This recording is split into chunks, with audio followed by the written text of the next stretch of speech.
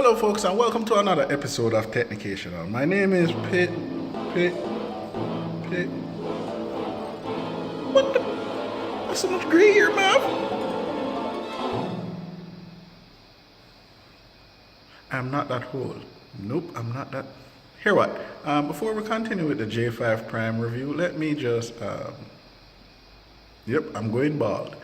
Shaving off everything. Little gray here, man.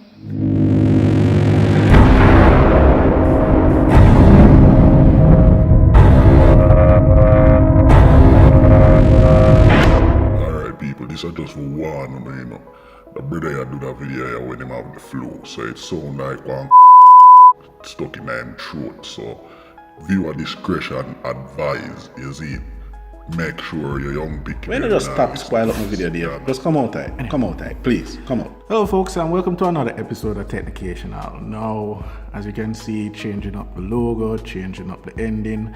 I'm actually changing over the channel to actually improve on what is already there. So anyhow, we're not going into that. Today is the review of the Samsung Galaxy J5 Prime. Now, this is the second most wanted mid-range phone for people who like Samsung. And after 2 weeks with it, I can say in some categories, it actually put my Galaxy S7 to shame, believe it or not. So we're going to get right into the review and see exactly what is good, what is bad, and what is definitely worth buying the J5 Prime for. So let's get right to it. So the first thing we're going to talk about is build quality, and this is something that most people look for when they're buying a phone, especially when you're buying a phone more than $10,000. So what is the build quality you're getting with the J5 Prime? Now, certain things that really stand out is that I love how the glass on the front of this phone it just feels pretty smooth, and it goes right to the corners. There's no sharp edges at the end or the top or the bottom or the sides of this phone. I really love how that actually feels. And the metal back is something that is not available on the high-end phones for Samsung, and this feels different, I have to say. I kind of understand why people would love like the HTC M series because of the metal. This feels really durable, and it gives it a nice balancing weight, so you feel like you're actually holding a phone. I really love that about this J5 Prime. Also, if you're buying a J5 Prime from the Samsung Experience Store, you're going to get an unlocked dual SIM phone, so you can use either the Flow or the digital inside this at the same time. And you also get an SD card slot, so you can expand the storage with your SD card. Secondly, you get a fingerprint scanner, which is nice for a mid-range phone. Same exact fingerprint scanner that you would get on a Galaxy S7 or S8, but there's one problem. It doesn't function pretty fast like I'm used to, but we're getting too far ahead of ourselves. When we go into the review, we talk about that. You don't have USB Type-C, you have normal mini USB, and you have your headphone jack at the bottom. You have nothing at the top, and you have the speaker at the side. Yes, this right here at the top of the phone, the top right hand corner of the phone is a speaker. Weird placement, even stranger when it actually, makes sounds or ring. Getting into that deeper in the review. Power button is on the right as well at the top, and you have two separate buttons for the volume rocker, volume up, volume down, and down here is where you find your SIM tray and your SD card tray. Going deeper into the specs and design, you have a flash at the front, which is actually like the standard for most J series. Even the J5 and the J7 always have a dedicated flash for your selfie photos. You have a 5 megapixel camera at the front, you have a 30 megapixel camera at the back, and you have a single flash at the back as well. And that is pretty much what's the standout feature for the J5 Prime.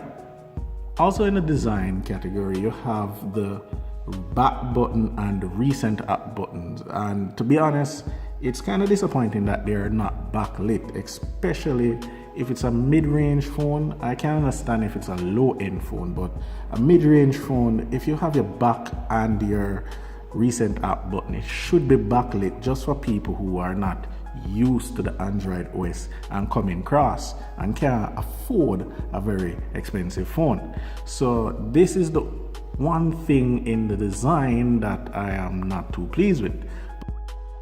The things that you're getting on the J5 Prime. So let's talk some specs, because I see the people that are complaining that they need more specs in the video. So first of all, you're getting a 5.0 exactly 5-inch 720p screen, and by the looks of it, it's not AMOLED. I can't even bet my life on it. It doesn't have that, color saturation that you're used to from Samsung. So I'm guessing this is an LCD screen. But anyway, what is powering all of this? What's the internals? Now, you are going to get 16 gigs of RAM to use, and as I said before, you have a SD card slot, so you can expand that storage. You can put up to 256 gigs in the memory card slot, and it works. You also get a Exynos processor. Now, this is a quad-core processor that is running this machine, and this Exynos, I keep mispronouncing that from Samsung, is Samsung built processor, and it's the 7570, which is a quad-core processor. Yeah, so it's not the octa-core. It's still a mid-range phone, so you have to realize this. Now, how much RAM do you get with this? You get 2 gigs of RAM, which is definitely in the mid-range category. It's enough to do what you need to do, but you cannot pressure the phone with high-end demanding apps and games. So we're moving on right to performance, because it's a mid-range phone and most people are going to actually try to use high-end apps on it. Why I keep dropping this phone on the anyway. So can it use as a daily driver? Yes. Can it work average Facebook, WhatsApp, stuff like that? Perfectly fine. Can it run high-end games? Yes.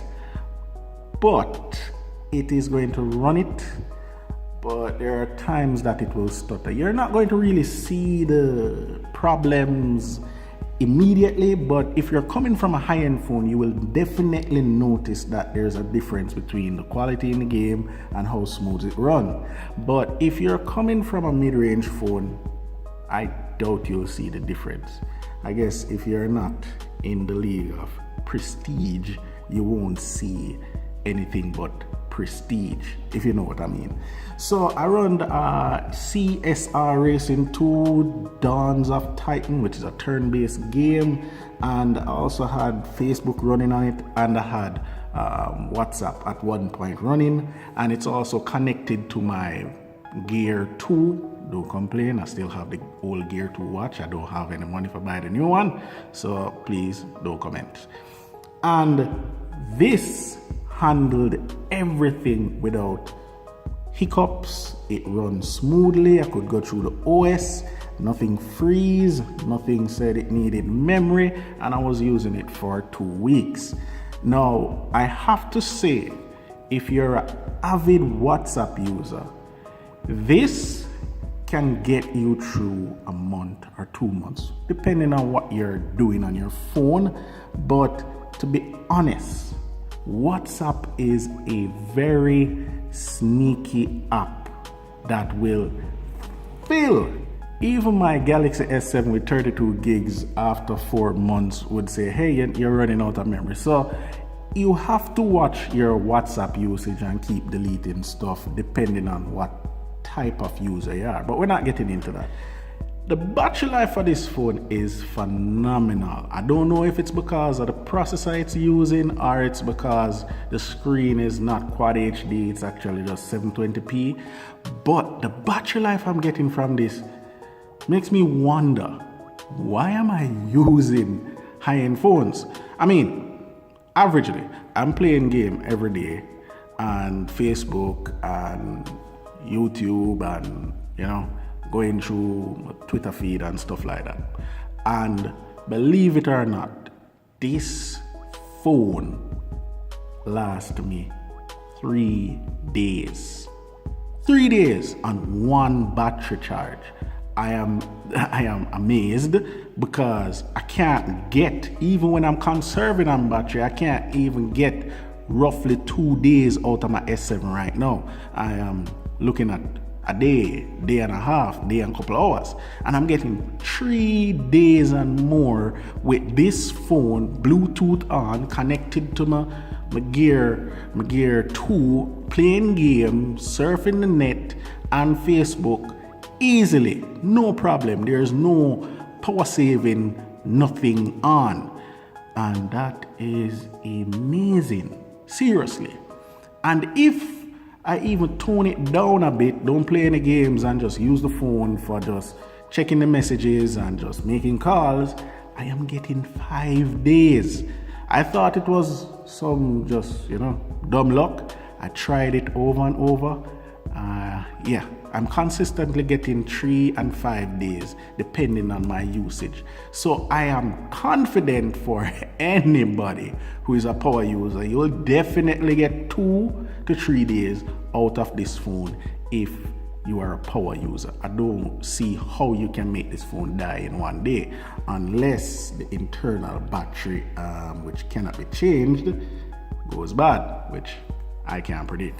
On the note of the battery life being phenomenal,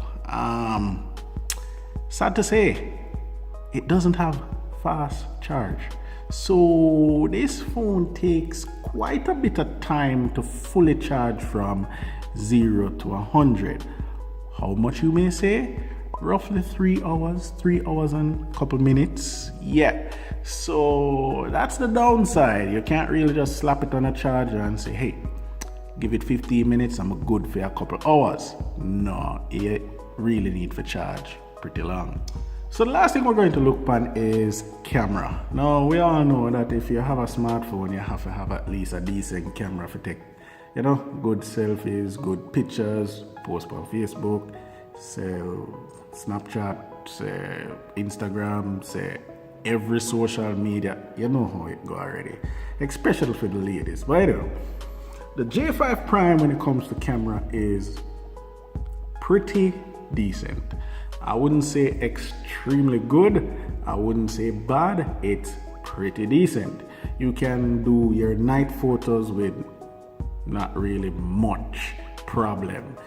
The night photos look okay, they look pretty decent. And the selfie camera is where I kind of have a little fault. It looks sharp before you take it, but when you take it, it kind of seems a little bit soft. I'm not a fan of soft photos. But the back camera, which is 30 megapixel, takes good night photos and excellent day photos expected from a Samsung phone. You have a couple of modes that you can, fiddle with. You have HDR, which is supposed to be HDR type photos, continuous shot, pro mode, which it gives you full manual control over everything on the phone, and beauty, face, sports, and the regular things that you will find on a Samsung phone. You also have effects that you can put the thing in negative, grayscale, those simple effects.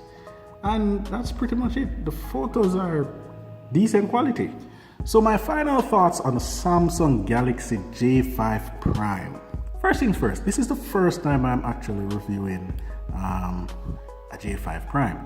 This is like, new territory. Now, I love the build quality.